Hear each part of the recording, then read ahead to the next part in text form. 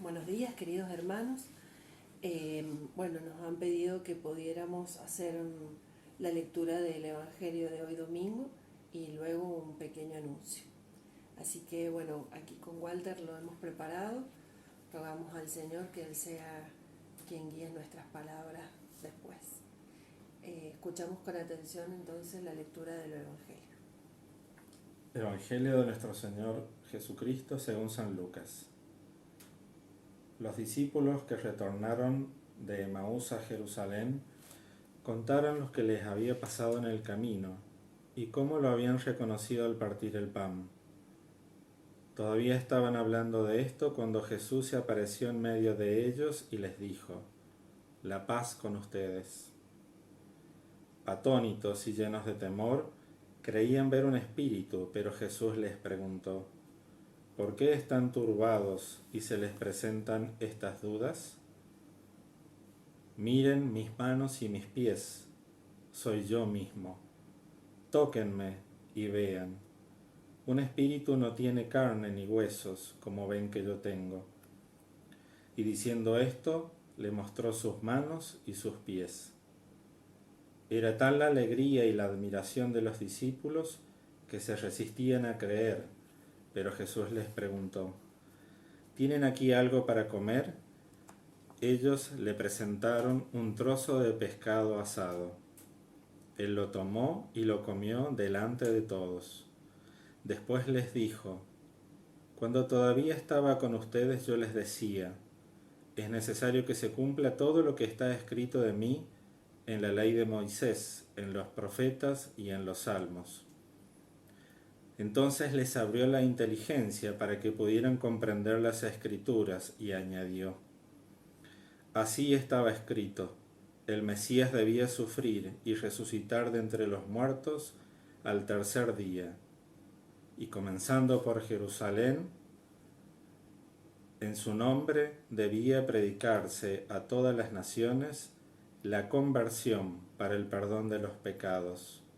Ustedes son testigos de todo esto. Palabra del Señor. Gloria a ti, Señor Jesús. Bueno, estamos todavía enmarcados en estos 40 días que Jesús todavía permanece con sus discípulos después de haber resucitado, y Él se muestra como un Jesús benevolente, como un Jesús muy paciente, y una misión muy fuerte que tiene es tratar de demostrar, de convencer a sus apóstoles que verdaderamente Él ha resucitado. Y es por eso que muestra signos sensibles y se aparece en distintas ocasiones en la vida diaria de los apóstoles. Se aparece a María Magdalena recién resucitado, se aparece cuando los apóstoles están pescando y les ofrece comida en la playa, les aparece en otra ocasión también cuando están pescando y les invita a tirar las redes. Se aparece delante de los discípulos en aquella ocasión en la que Tomás no estaba. Y bueno, en este domingo otra vez quiere estar en medio de ellos, como dice el Evangelio. Sí, da signos inconfundibles de la crucifixión porque nos muestra sus llagas, y eso es un signo que no se puede confundir. Esos signos son signos sensibles que nos permiten testimoniar con valentía lo que estamos viendo, sentir al hermano, sentir las llagas. Le dice a Tomás que sienta las llagas. Aquí en este Evangelio también vuelve a mostrar sus llagas y es tan cotidiano el signo que hace que les pide comer, para que no crean que es un fantasma, sino que está verdaderamente vivo, y eso hace crecer nuestra fe.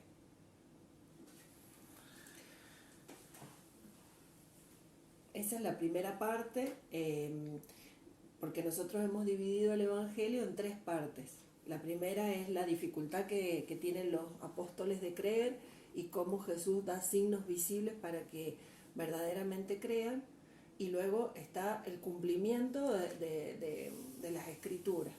¿Por qué sucede todo esto? Entonces el Señor quiere decirles que hay un sentido de que Él haya muerto. Claro, en esta parte que dice, yo les decía, es necesario que se cumpla todo lo que está escrito de mí en la ley de Moisés, en los profetas y en los salmos. Es por eso que él necesita abrirles la inteligencia, que no es solamente la inteligencia de poder entender, sino sobre todo la inteligencia del corazón, de poder abrirse al misterio de la fe. Esto también está reforzado en la primera lectura, donde dice, pero así Dios cumplió lo que había anunciado por medio de todos los profetas, porque su Mesías debía padecer. Entonces, permite de esta forma comprender esto que ya había sido anunciado en el Antiguo Testamento, que el mismo Jesús lo vuelve a reafirmar con su vida, con lo que pasó, y luego en la resurrección lo confirma que debía ser así, que debía pasar, y eso le da sentido a este signo, le da significado a los signos que Él está dando, ¿sí? Y ahí viene la tercera parte, ¿no? De este Evangelio. En una tercera parte donde dice, primero se experimenta el signo, después esa experiencia de ese signo nos da la comprensión en fe de los acontecimientos, ¿sí? Y eso abre la misión del apóstol. Sí, la misión de los apóstoles, que son llamados testigos. Testigos porque ellos vieron y escucharon todo lo que Jesús había hecho y lo que había contado, lo que había dicho, lo que había profetizado. El testigo es aquel que es capaz de dar razón de su fe. Cuando hablamos de testigos, supone tres, o sea, testigos en latín significa tres, o sea, dos, uno que discute con el otro algo que sucedió, y aparece un tercero que afirma con autoridad dónde está la verdad, y en función de eso toma una decisión. Por eso, cuando estábamos hablando de estas tres partes del Evangelio, la última parte hablábamos del que descubre, después de experimentar, después de este compromiso con la fe, descubre la misión, o sea, toma la decisión y se pone en camino. También hablamos de que el testigo, por eso la iglesia es una iglesia apostólica, porque nos permite atestiguar todo lo que ha sucedido. Con la muerte de Juan, que es el último testigo, se acaba lo que es la revelación. Y todos los que seguimos después de Juan, en realidad somos como testigos en un sentido más amplio. No hemos visto eso, pero sí creemos en lo que se ha pasado de boca en boca, y eso es lo que se conoce como tradición. Y en todo caso, a nosotros nos toca aquella parte de la escritura que dice, dichosos ustedes porque han visto, pero más dichosos aquellos que crean sin ver, o sea, el caso nuestro. Bueno, y entonces cuando está este anuncio, esta revelación o este encuentro con Jesús como nos muestra el Evangelio de hoy, se produce naturalmente esta necesidad de anunciar con alegría. Acá en el Evangelio dice, Era tal la alegría y la admiración de los discípulos que se resistían a creer. Entonces, era tal el alboroto de sentir que Jesús estaba ahí en medio de ellos, que bueno, esto permite que esta alegría, que nunca es colmada, es una alegría que se entreteje entre la vida y las vivencias, entre el sufrimiento, entre el cansancio, pero es una alegría que ha sido, a pesar de pasada por el dolor, es una alegría que se da en la serenidad y en el ser testigo de que la batalla haya sido ganada. igual esa alegría puede verse turbada. Sí, puede verse turbada con nuestros propios miedos, con nuestros cansancios, con nuestras inseguridades, con todo lo que nos lleva a la vida diaria del peso de tener que vivir con alegría todo lo que nos pasa en nuestra propia vida. Sí, o sea, nosotros pensábamos en este tiempo de tanta angustia, de tanta enfermedad, como por ahí esta alegría es difícil mantenerla en todo tiempo, en todo momento. Entonces el Señor nos hace una invitación que es a la conversión y al cuidado del corazón en forma permanente. Si podemos verlo en la lectura de Juan, acá, hijos míos, les he escrito estas cosas para que no pequen, pero si alguno peca, tenemos un defensor ante el Padre, Jesucristo el justo. La primera lectura, que es la de los Hechos, dice: por lo tanto, arrepiéntanse y conviértanse. Todas estas cosas son propias del peregrino, del que va de camino. Todos estos miedos, todos estos temores. Y si nosotros prestamos atención al Evangelio, ahí hace referencia a que los discípulos, ¿dónde estaban? Los discípulos estaban en las puertas cerradas, estaban con temor, estaban con angustias, compartían lo que estaban viviendo. En este caso concreto, los discípulos de Emaús contaban cómo lo habían reconocido al partir el pan. Pero sí resaltamos de que a pesar de que estaban a puertas cerradas, estaban juntos, y ahí nos surge el sentido de la comunidad. Uh-huh. O sea, en esa comunidad, a pesar de toda esta conmoción, daban testimonio y no estaban solos, estaban unidos en comunidad. Sí. ¿Sí? Y además de eso, estaban en oración. Y ahí mismo reconocen la necesidad de una fuerza divina, ¿sí? De este espíritu consolador que venga a hacerse presente en medio nuestro. Acá, la primera parte.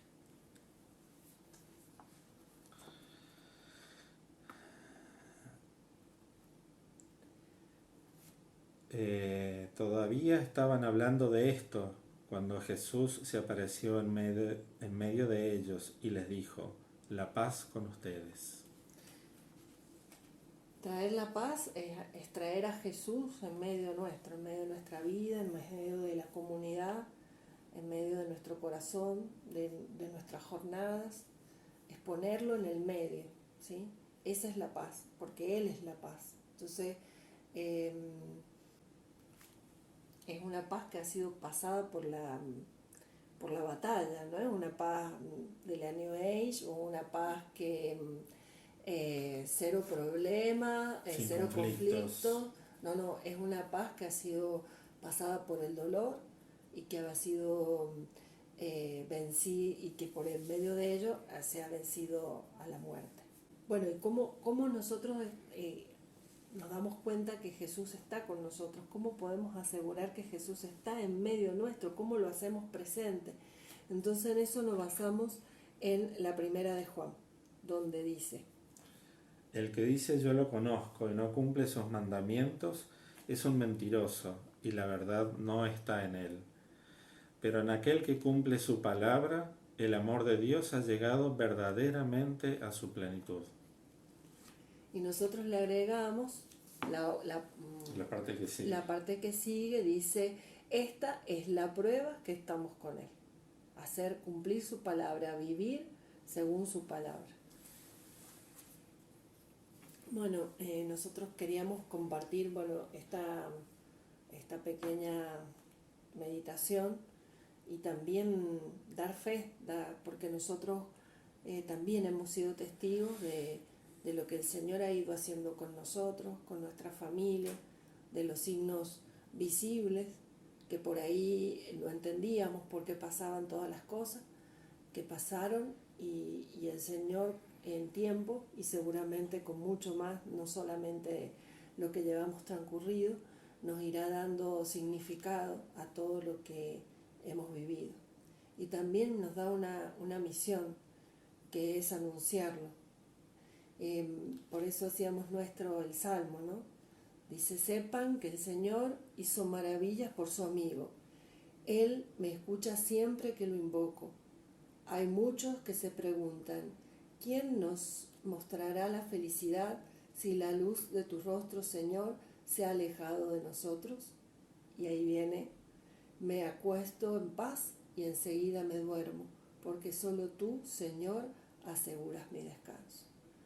Es la confianza de que quien se abandona en los brazos de Jesús, sabiendo que Él ya transitó por nuestro dolor, Él ya lo vivió, Él ya sufrió por nosotros y ya ganó esta batalla y venció a la muerte. Amén. Muchas gracias, hermanos. Esperamos que poderlos acompañar con este pequeño anuncio del Evangelio que hemos intentado hacer con Walter.